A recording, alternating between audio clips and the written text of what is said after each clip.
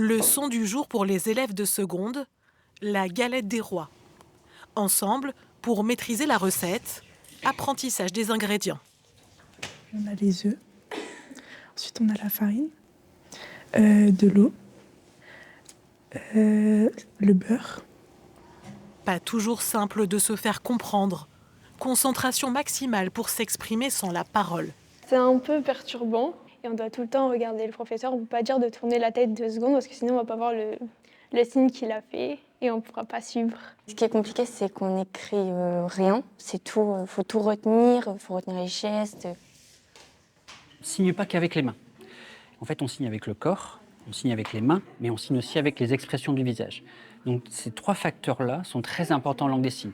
Et eux, en seconde, ils ont un peu de mal avec les expressions du visage, avec les expressions corporelles. Une langue exigeante, mais nécessaire pour ces adolescents. Ça peut nous servir dans toute situation. Si y a un problème avec un malentendant, on pourrait l'aider. Des fois, on peut être confronté à des personnes sourdes ou malentendantes.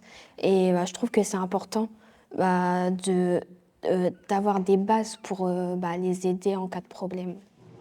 Heure de cours suivante, les terminales. Dans la classe, des futurs infirmiers, orthophonistes, manipulateurs radio, tous s'orientent vers des métiers socio-sanitaires, convaincus que la langue des signes est un atout pour leur avenir. Je veux devenir infirmière au SMUR. Et ça peut être utile de savoir signer parce que, par exemple, une personne en urgence qui est sourde, je vais pouvoir communiquer avec elle sur ses problèmes de santé. Je veux faire ergothérapeute. Donc ergothérapeute, c'est un métier où on travaille avec beaucoup de publics différents. Et dans ce public, il peut y avoir des personnes qui sont sourdes ou malentendantes ou des trucs comme ça. Du coup, le fait de savoir parler la langue des signes, ça peut aider pour un plus vaste public, du coup. Travailler avec la langue des signes dans le milieu social et sanitaire, c'est plus simple pour les personnes.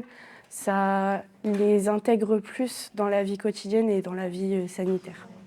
Au terme de leurs 3 années d'études, ils se verront remettre un diplôme en langue des signes.